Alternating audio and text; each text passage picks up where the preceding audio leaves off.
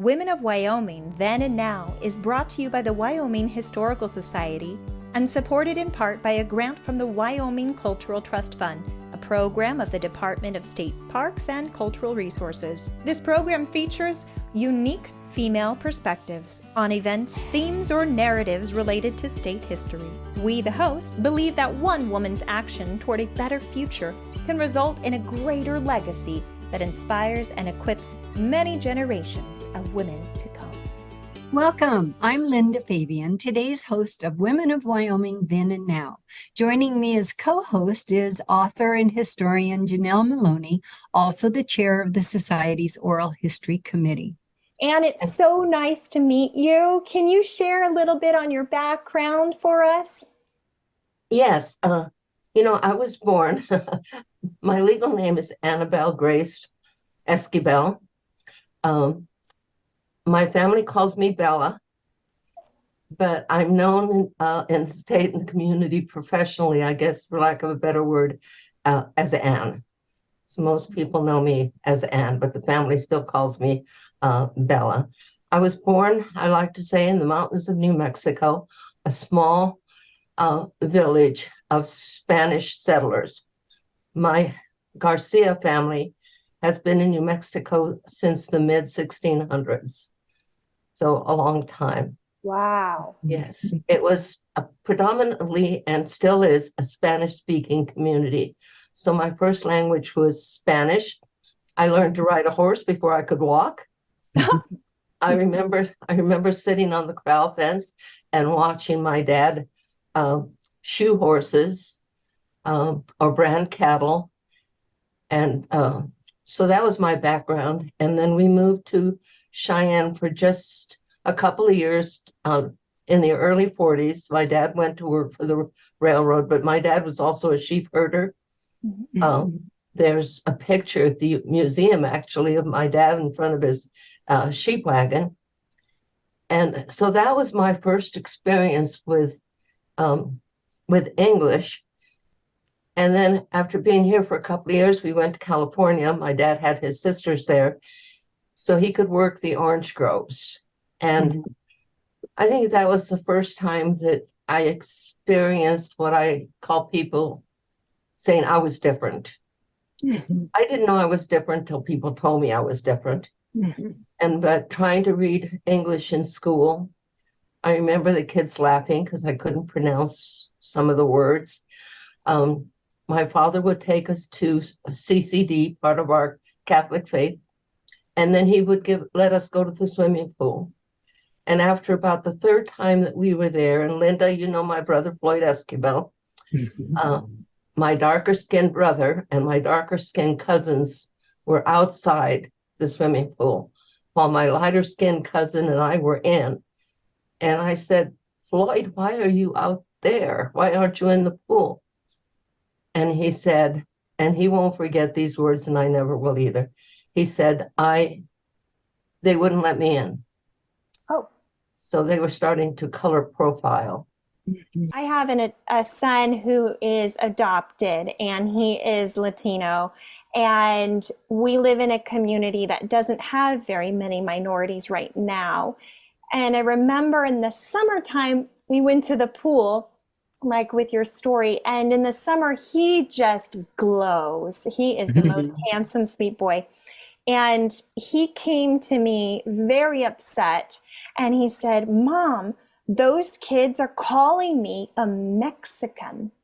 Yes. And that the word, his identity was used as a slur against him. And I said, sweetie, you are a Mexican, and that's okay.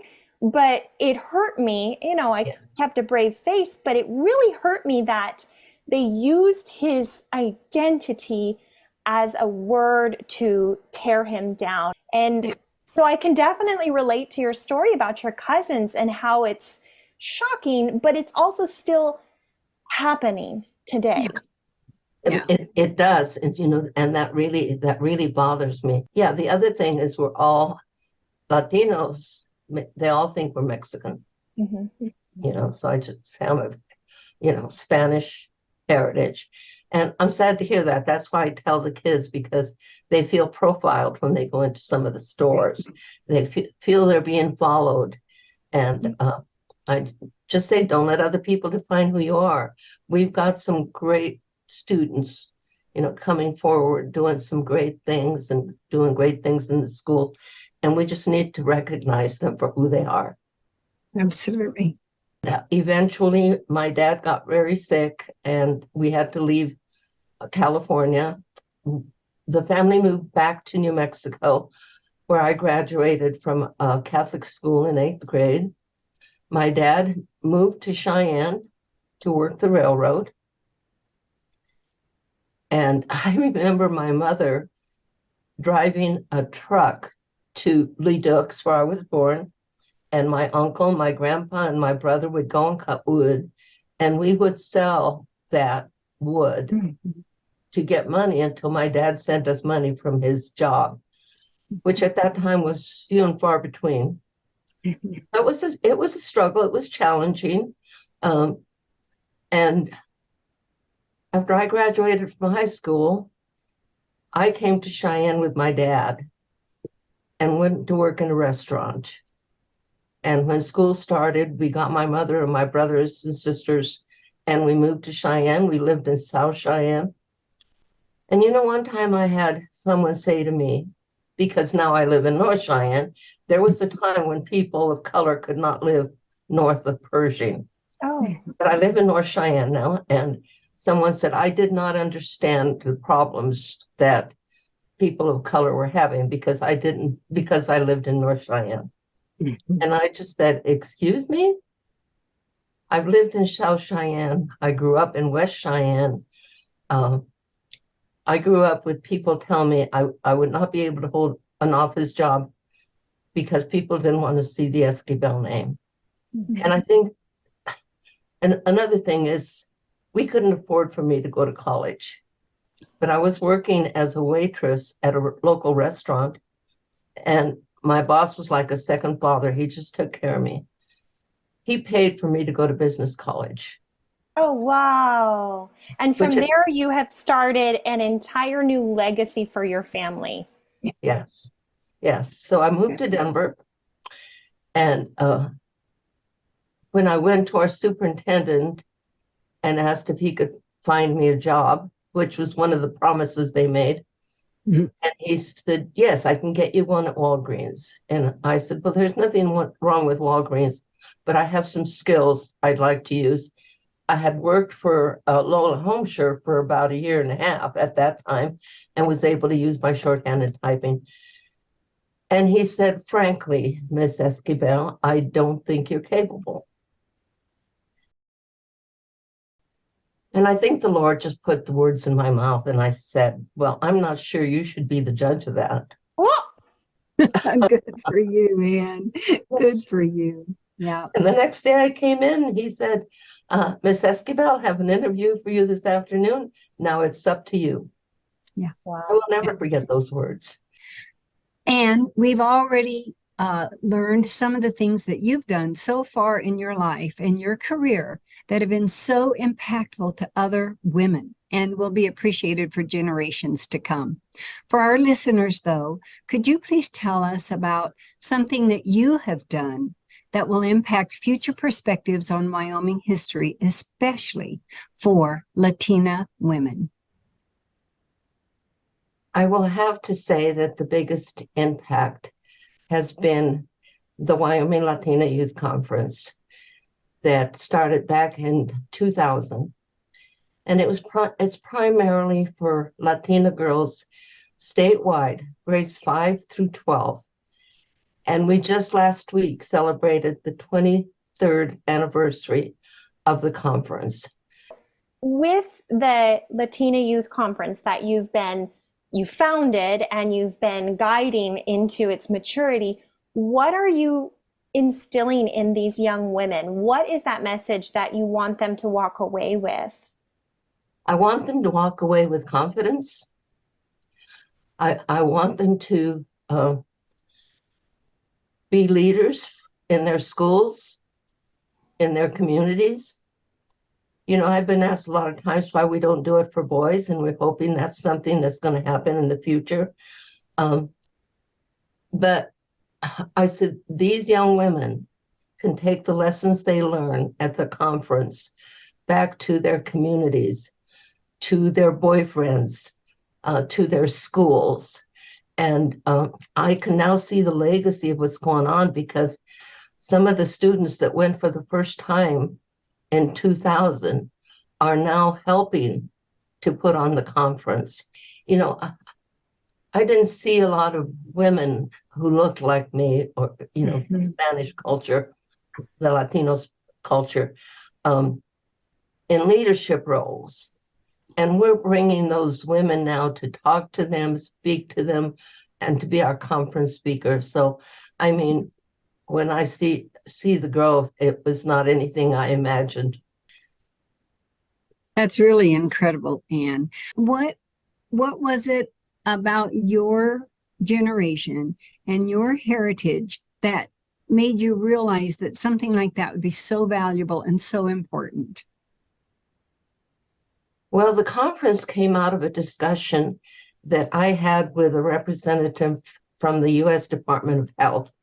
And she got in contact with the Cheyenne Chamber of Commerce, who put her in touch with me, because she wanted to know if I could put a committee together of volunteers and come up with a study affecting Latina women in Wyoming on issues such as lack of education, substance abuse, lack of confidence,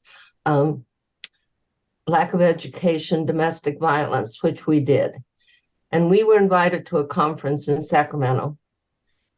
And it just broke my heart to listen to the women attending that about their challenges and barriers.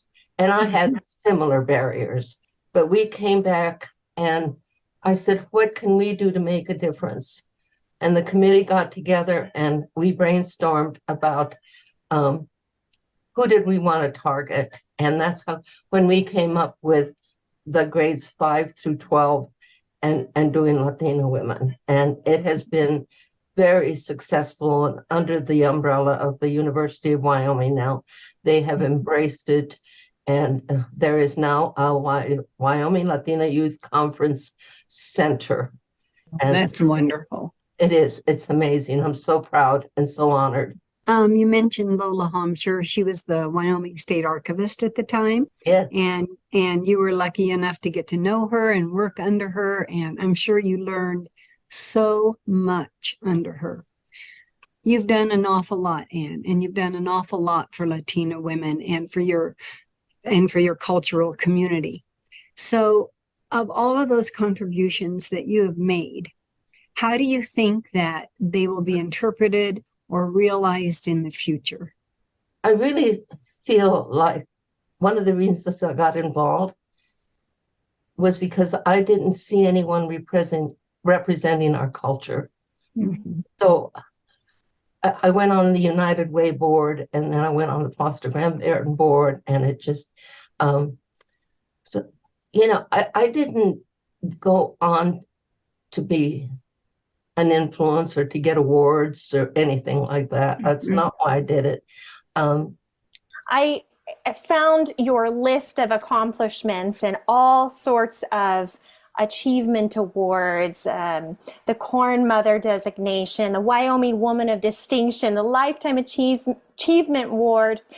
You have a long list of these achievements, and that's really awesome for you. I'm proud of you. But I wonder what you hope that these designations communicate to the young women who look up to you. That's hard for me to answer.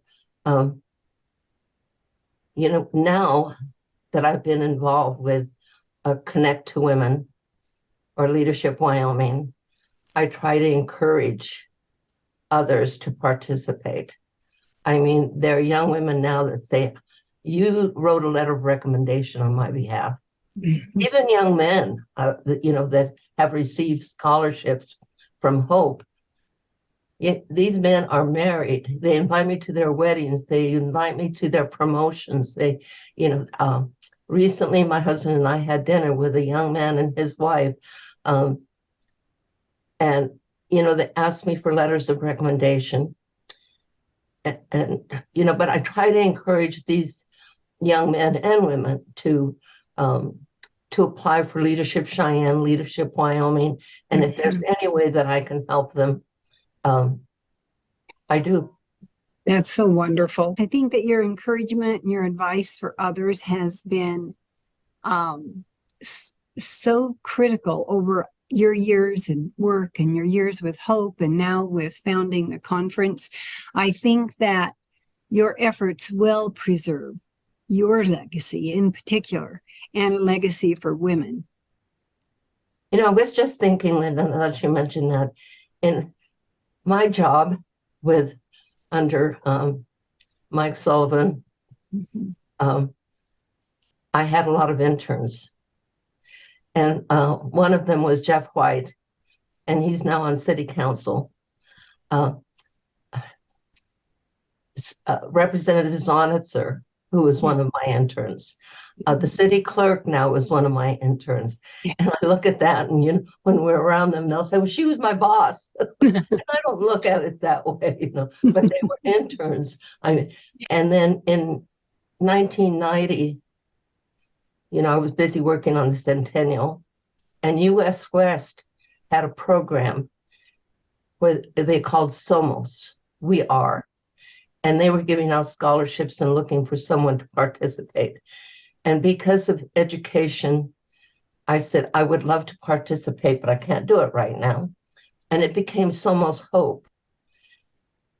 And when US West left the community, we needed an umbrella for Hope, which is Hispanic Organization for Progress in Education, and wanted to continue the mentorship for the students so that they could know that they're more than what people think they are.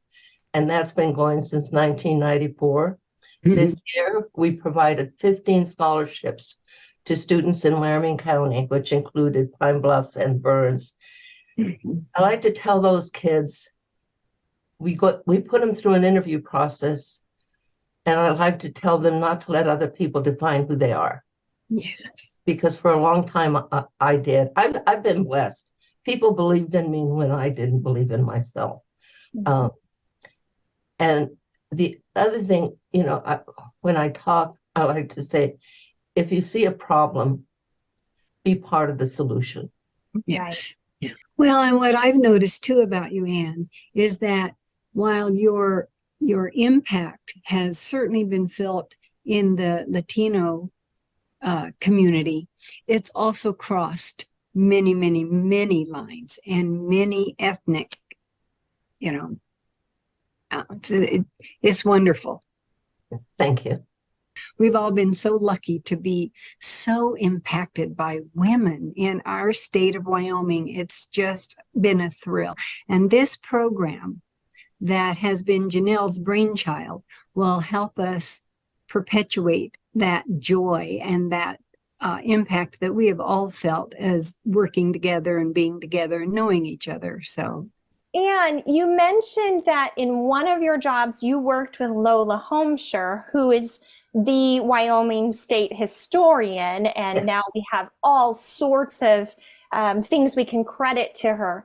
What was that experience like for you, and did it inspire you to get active in preserving history and digging into who you are and where you come from?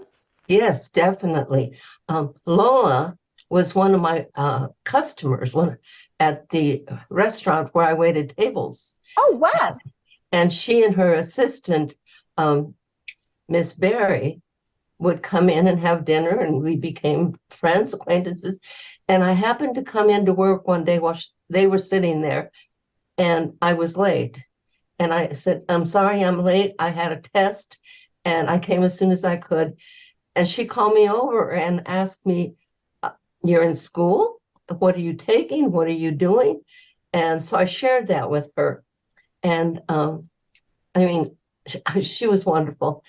And then I often came back to see her whenever I was out of town, and I happened to come in after I transferred to Denver, but she said, Anne, would you be interested in a job? Mhm.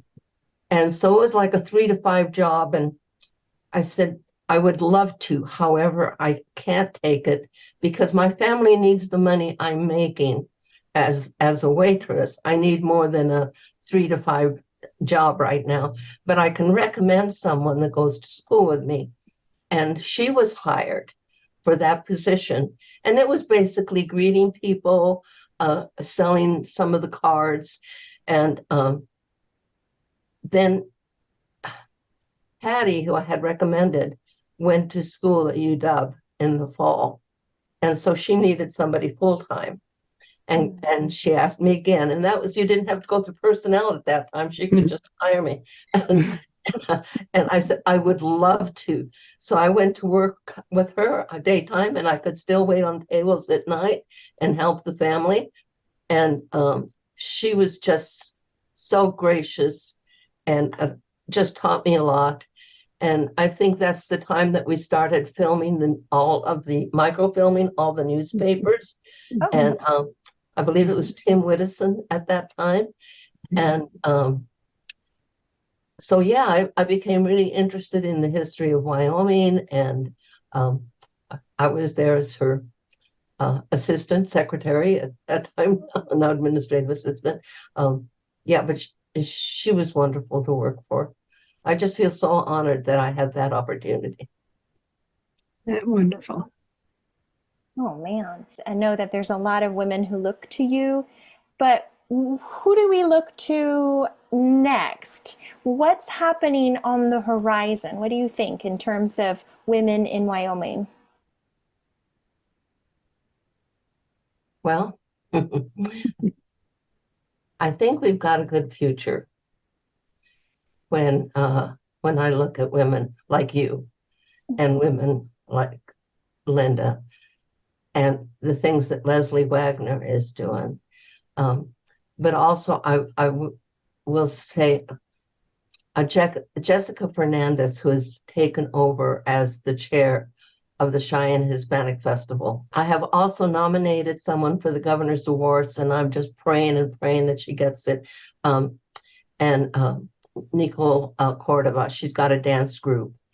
And I can't think of the name right now, but anyway, she's got a dance group. She started dancing years and years ago, and they go as far as Casper and Laramie, and they do a lot of entertainment here. And then I think of Tricia Martinez, and she was part of the ones that came up with the Manito Trail exhibit that is at the American Heritage Center, and is a traveling exhibit. And we have finally gotten it to Cheyenne. It is now, during this time, is an exhibit at the Laramie County Library. And it is the story of Hispanics that migrated from northern New Mexico and southern Colorado into Wyoming. And Tricia, she's Professor Tricia Martinez. In addition to the young women that you inspire, how do you think you can inspire mature women to not only get involved, but stay active in preservation, cultural representation, and even political activities?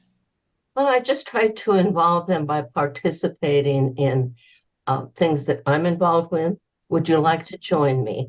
Yeah. Would you like to join me at this meeting? Or, I have friends from Guatemala, Colombia, Mexico, and they don't know each other. So I bring them together by inviting them to lunch and different things like that.